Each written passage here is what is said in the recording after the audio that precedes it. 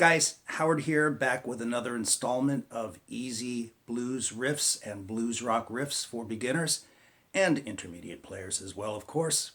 And for this one, we are returning to the key of G again, okay? And this is a straight eighth note type feel, but this one's kind of fun because the 1, the 4, and the 5 patterns are slightly different from each other instead of being the same repetitive pattern, okay? So what I'll do is I will play this at tempo for you so you know what it sounds like, and then of course we're going to slow everything way down, especially if you're just getting started on the instrument. And don't be dismayed by these riffs. You can do it, all right? Even if you're a beginner or a post-beginner, if you just slow it down and really just take it apart bit by bit, you will be able to play it, okay? So let's get started.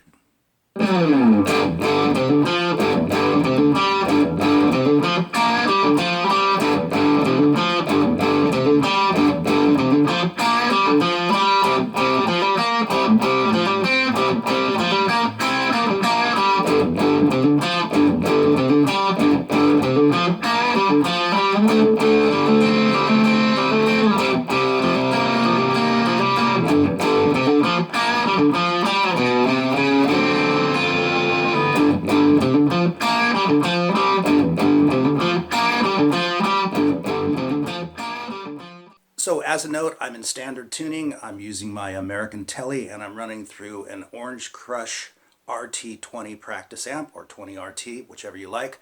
And I'm using the Rude Mouse distortion pedal from Sonic Cake, okay? So let's dive in. We're in a 12-bar blues in G, of course, and you can see the tab on the screen, but let me slow this way down for you.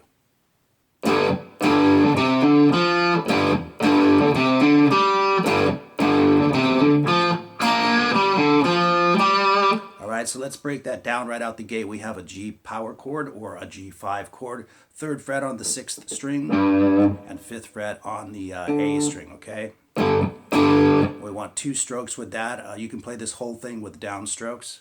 And then we're hammering on from the 3rd fret to the 5th fret on the A string, the 5th string. And going to the 3rd fret on the D string. Come back and play the power chord again, followed by the hammer on again, but go to the 5th fret on the D string this time. So we have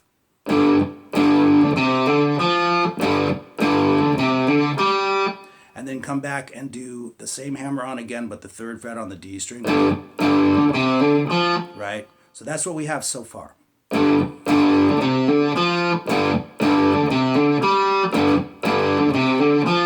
And then we're going to play a double stop. We're going to bar across the B string and the G string at the 3rd fret.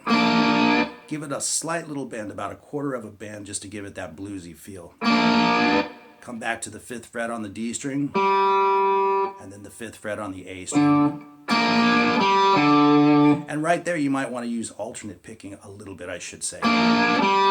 Maybe do downstrokes until you get to that A string, and that might be best played with an upstroke. And then follow it up with the downstrokes again. Alright, so very slowly we have.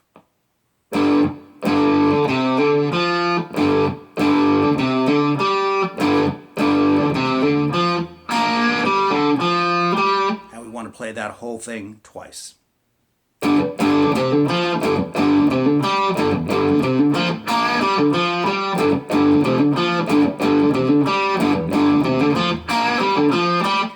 then we want to move to the 4 chord, which is C, of course. So we want to take that power chord and just pop it down toward our feet to the next 2 strings, the 5th string and the 4th string.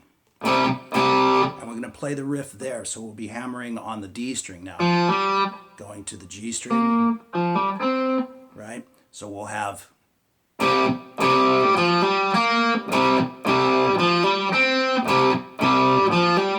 Now the tail end of this changes, which makes it really fun to play because it's not a repetitive pattern. So again, we're using double stops on the B string and the G string, and I'm using my ring finger for this, just barring across the 5th fret, then to the 3rd fret, 5th fret on the D string, back to the bar at the 3rd fret, and back to the D string. So for that 4 chord, the 4 chord, the C, we have.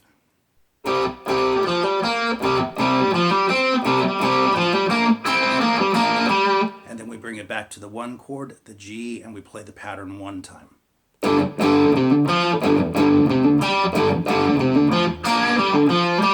All right, so what we have so far, nice and slow, or a little bit slower, is this.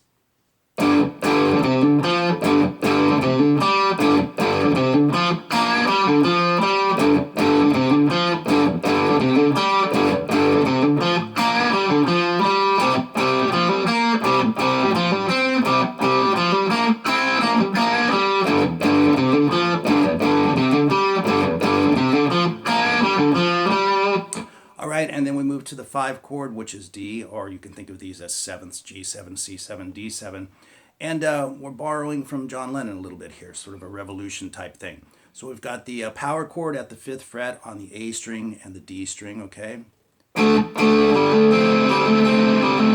And this is a really cool, fun thing to play. You can hear it in Revolution. I think you can hear it in Come Together as well. So what you want to do is you play the power chord twice, and then bar across the remaining strings with your first finger, okay?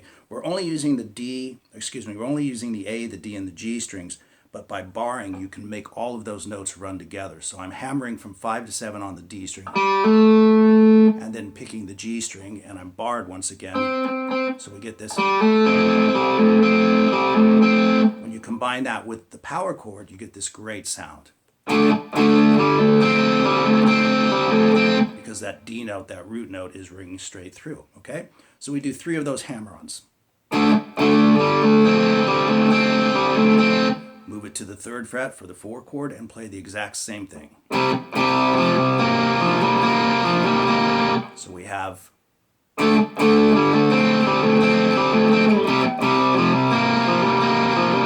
Okay? And then what we want to do is play sort of the tail end of that first riff. Right, nice and slow. And then we turn it around by playing this. All right, so I'm on the A string and I'm moving from the 2nd fret to the 3rd to the 4th, and then locking into what will be a D7 sharp 9 chord. The best way to finger that is start with your first finger, go to your 2nd finger, and then stay with that finger. That way you can lock right into the chord, okay? And the chord is the 5th fret on the A string, 4th fret on the D string, and 5th fret on the G string. And then you will eventually lay your pinky down to the 6th fret on the B string. And if that's too hard to get right away, if you haven't been playing that long, just hang with the 3-note chord, okay? The 3-string chord. So we go. And bring in that B string at the end, okay? So let me play it from the 5 chord. And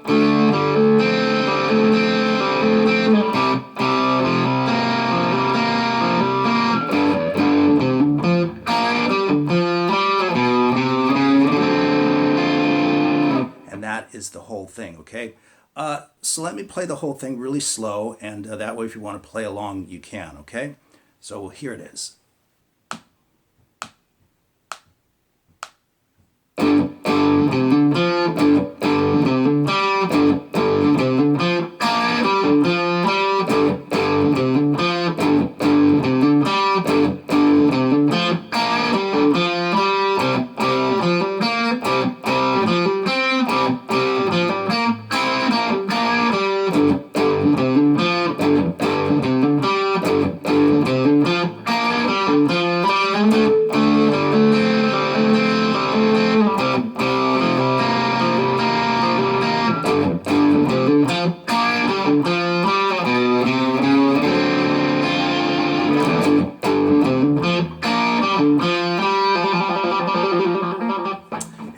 Run through the whole thing again, all right?